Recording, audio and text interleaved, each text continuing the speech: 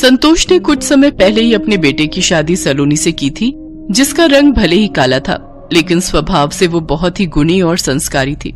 संतोष की बड़ी बहू प्रीति गोरी और खूबसूरत थी, जिस वजह से घमंड उसमें कूट कूट कर भरा था। प्रीति का पति अनिल आर्मी में नौकरी करता था, जिसकी पोस्टिंग जम्मू में हुई थी। प्रीति शादी के बाद से ही अपनी देवरानी को उसके कालेपन के लिए ताने देती थी, लेकिन सलोनी इस बात का बिल्कुल बुरा नहीं मानती थी। कुछ महीनों बाद मॉनसून शुरू हो गया और सलोनी बारिश का मजा लेते हुए छत पर बैठकर कपड़े धो रही थी।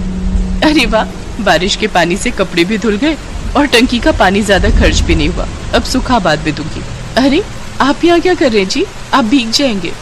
कोई बात नहीं, ये शादी के बाद हमारा पहला मॉनसून है और अब मैं तुम्हारे साथ इस बारिश में भीगना चाहता हूँ। सुधीर काली होने के बाद भी अपनी पत्नी सलोनी को बहुत प्यार करता था। दोनों बारिश के मजे ले रहे थे, तभी सलोनी की सास शीला उसे आवाज देती है। अरे सलोनी बहू, कहाँ हो तुम? जल्दी से मेरे लिए एक कप चाय बना दो। मुझे जल्द से जल्द जाना होगा, माँ जी को चाय बना कर देनी है। अच्छा ठीक है, जाओ, और एक कप मेरे लिए भी बना देना।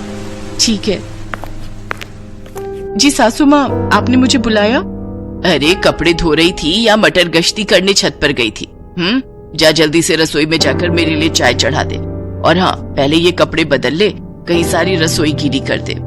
कभी सलोनी की जेठानी उसके पास आती है और कहती है, एक मिनट देवरानी जी, तुमने मेरी साड़ी तो ठीक से धो दी ना? ध्यान रहे उसमें कलर नहीं चढ़ना चाहिए, पता चले खुद जैसी काली पीली हो वैसे ही मेरे कपड़ों को भी कर दो। बहू, ये क्या तरीका है छोटी बहू से बात करने का? ठीक है तो कह रही हूँ सासू माँ, आपको भी यही काली लड़की रह गई थी मेरी देवरानी बनाने के लिए।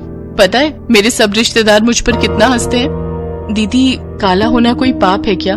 जब से मैं यहाँ आई हूँ आप मुझसे चिढ़ी हुई रहती हैं। कोई भी तुम्हारी काली शक्ल को देखेगा ना तो चिढ़ेगा ही। प्रीति, अपनी देवरानी से कोई ऐसे बात करता है क्या? और भूल मत, सुधीर सलोनी को बहुत पसंद करता है। जरूर इसने मेरे देवर पर कोई काला जादू किया होगा, तभी तो ये काली लड़की उन्हें पसंद आ गई। तभी सुधीर भी वहाँ आ जाता है। भाभी, वो जैसी भी है मेरी बीवी है, और मैं देख रहा हूँ आपकी बहुत अनबन चल रही है मेरी पत्नी से। अच्छा, अब तुम अपनी भाभी से बहसबाजी करोगे, और वो भी कल की आई हुई इस काली कलूटी लड़की के लिए? देखा, आखिर अपने काबू में कर ही लिया इसने मेरे देवर को। दीदी आप गुस्सा मत होइए, मैं अभी आपकी साड़ी सुखा कर दे देती हूँ। सलोनी अपनी जेठानी की साड़ी प्रेस करके उसे दे देती है। भोली भाली काली सलोनी पर उसके पति और सास को बड़ी दया आती है, और वो अक्सर उसका साथ देते थे, जिस वजह से प्रीति अपनी देवरानी से और जलने लगी थी। एक रोज जब सलोनी खाना बनाकर परोसती है तो उसमें नमक कम होता है, जिस वजह से प्रीति गुस्से में उसके हाथ पर वो दाल गिरा देती है। भाभी, आज तो हद ही हो गई, बस अब और नहीं। वही मैं भी कह रही हूँ, बस अब और नहीं। सासू माँ, आप हमारा बंटवारा कर दो, आज से मैं अलग रहूंगी।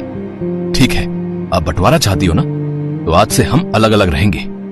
गुस्से में आकर सुधीर घर में रस्सी बांधकर अलग अलग बंटवारा करता है। मॉनसून में भारी बारिश होने के कारण घर के दोनों ही तरफ खिड़कियों से पानी अंदर आ जाता है। सलोनी तो अपने हिस्से को साफ कर लेती है, लेकिन उसकी आलसी घमंडी गोरी जेठानी पानी को हाथ तक नहीं लगाती, जिससे उनकी सास शीला फर्श पर फिसल जाती है और उसे चोट आ जाती है। हाय रे, मर गई रे, मर गई। माँ जी रुकिए, मैं अभी आती हूँ। कोई जरूरत नहीं है, मैं ही दवाई लगा देती हूँ, लेकिन तुम ये लकीर पार मत करना।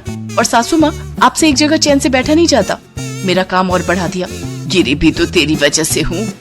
अलग होने के बाद अब प्रीति को घर के खाने से लेकर कपड़े धोने, झाड़ू पोछा हर काम खुद ही करना पड़ता। अब उसे अपनी देवरानी की अहमियत समझ आने लगी। ऐसे ही कुछ दिन बीत जाते हैं। फिर एक रोज प्रीति की तबीयत बहुत खराब होती है और वो बेहोश होकर गिर जाती है। तभी सलोनी उसे देख लेती है और लकीर पार करके उसे जल्द से जल्द हॉस्पिटल ले जाती है, जहाँ डॉक्टर कहते हैं, अच्छा हुआ आप इन्हें समय से ले आई, इन्हें हार्ट अटैक आया था, अगर जरा सी भी देर होती तो कुछ भी हो सकता था। प्रीति को होश आ जाता है और जब उसे पता चलता है कि सलोनी ने उसे अस्पताल पहुंचाया है तो उसे अपने किए पर बहुत पछतावा होता है। मुझे माफ कर दे सलोनी, मैंने तेरे साथ बहुत बुरा बर्ताव किया, लेकिन आज मुझे अपने किए पर पछतावा है। इसके बाद सभी फिर से एक साथ मिलकर खुशी खुशी रहते हैं।